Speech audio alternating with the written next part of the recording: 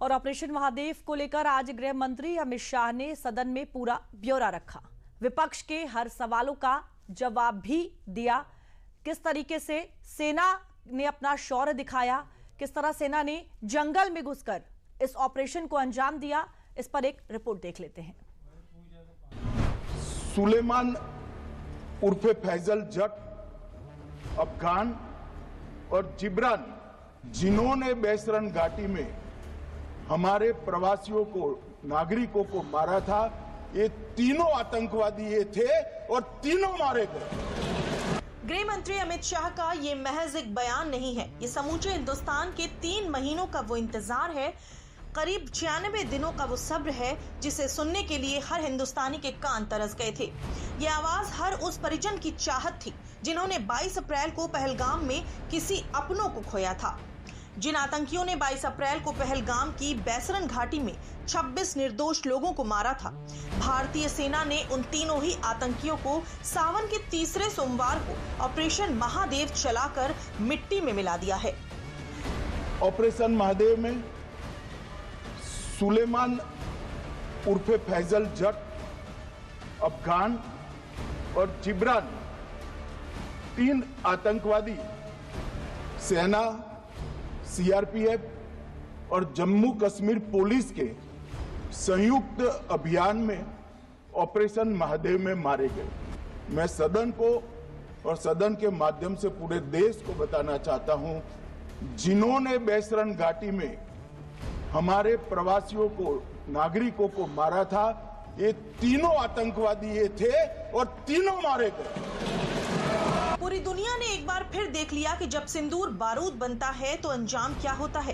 पहले आतंकियों के आकाओं को हिंदुस्तान ने ऑपरेशन सिंदूर चलाकर मारा और अब पहलगाम में शामिल आतंकियों को ऑपरेशन महादेव चलाकर मारा। और ये सारे आतंकी लश्कर-ए-तैयबा के कमांडर थे। देश के प्रधानमंत्री जी ने दृढ़ इच्छा शक्ति का परिचय कराते हुए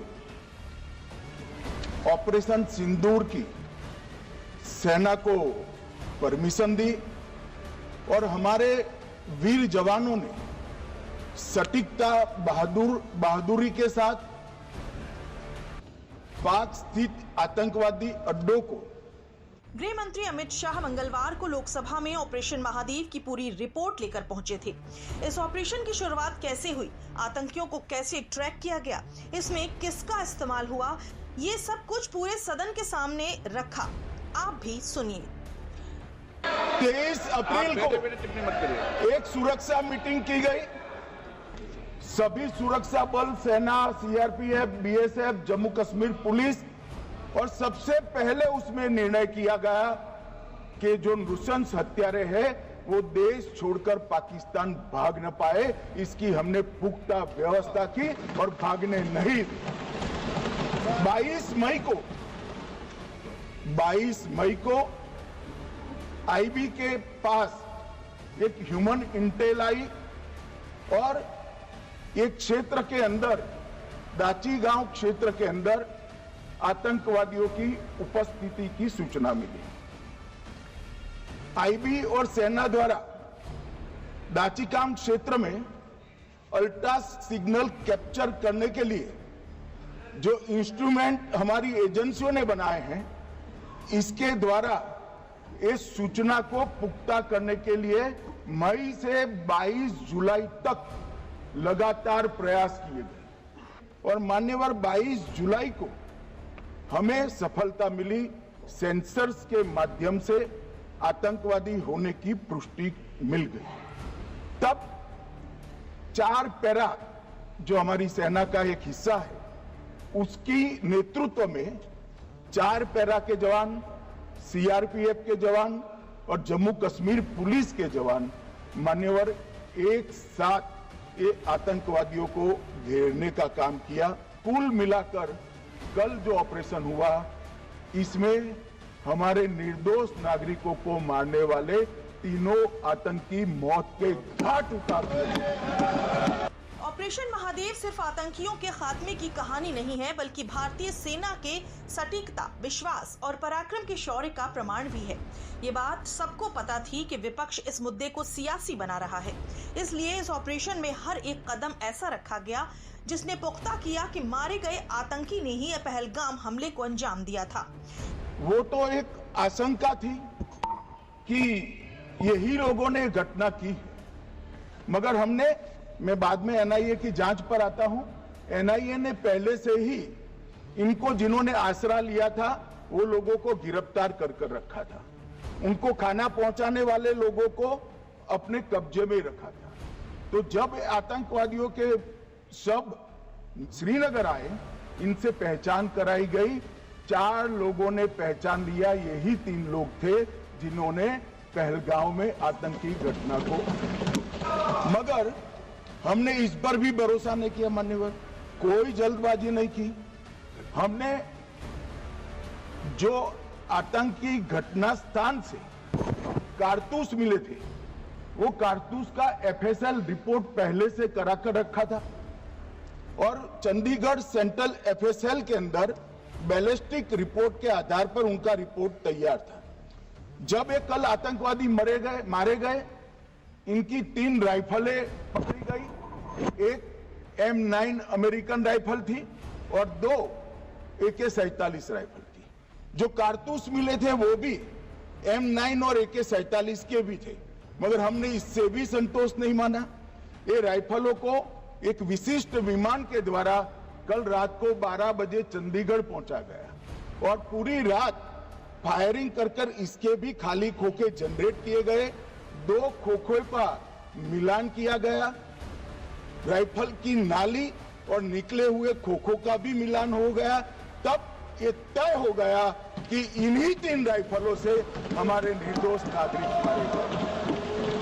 ऑपरेशन महादेव में सिर्फ आतंकियों को मारा ही नहीं गया, बल्कि उनके पाकिस्तानी होने का प्रमाण भी मिला।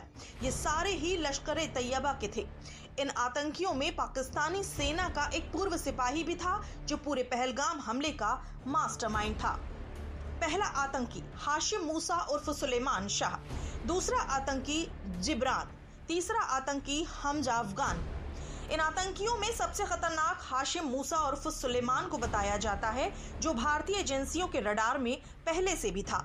हाशिम मूसा को न सिर्फ पहलगाम हमले का साजिशकर्ता माना जाता था, बल्कि वो 2024 में सोनमर्ग टनल हमले का भी जिम्मेदार था। सोनमर्ग के जेडमोहर टनल के पास हुए इस हमले में 7 लोग मारे गए। ये हमला भी लश्कर से जुड़े आतंकियों ने अंजाम दिया था।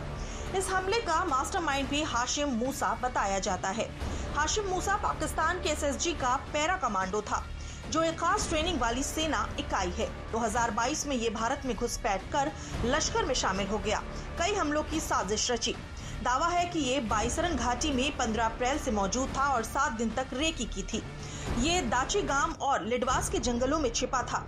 यहीं से पाकिस्तान भागने के फिराक में था। ये आतंकी इतना खतरनाक था कि इसके लिए दावों के अनुसार करीब 20 लाख रुपए का इनाम रखा था। इसका खात्मा कश्मीर में आतंकवाद के खात्मे की तरफ भी बड़ा कदम माना जा रहा है। हालांकि अब इन आतंकियों के मारे जाने को लेकर भी विपक्ष ने सियासत शुरू कर दी है।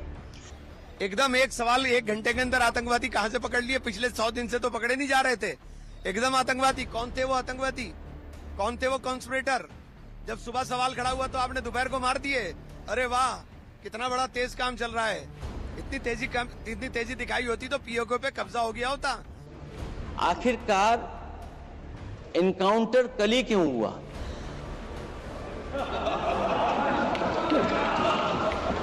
और अध्यक्ष महोदय, फिर वही बात मैं दोहराऊं जिसकी वजह से पहलगाम हुआ, जिसकी वजह से पुलवामा हुआ।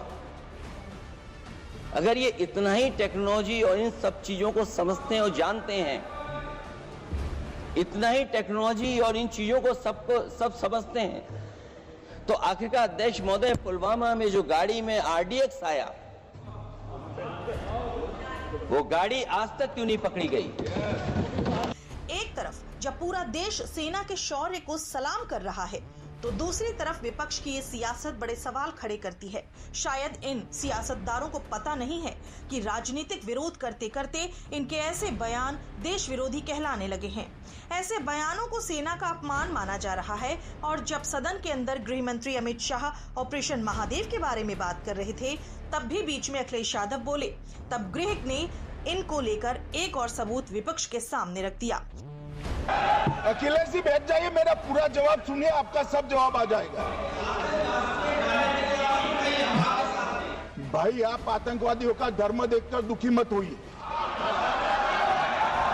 मान्यवर, किसी को संशय रखने की जरूरत नहीं है।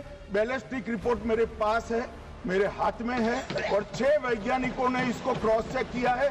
सुबह 4:46 पर फोन पर मुझे 6 ने वीडियो फोन पर कहा है कि 100% वही गोलियां हैं जो वहां चलाई। फिलहाल गृह मंत्री अमित शाह ने ऑपरेशन महादेव में आतंकियों के किए खात्मे की पूरी कहानी देश के सामने रख दी है। जो लोग इस पर सियासत कर रहे हैं, उनको भी सबूतों के साथ जवाब दे दिया है।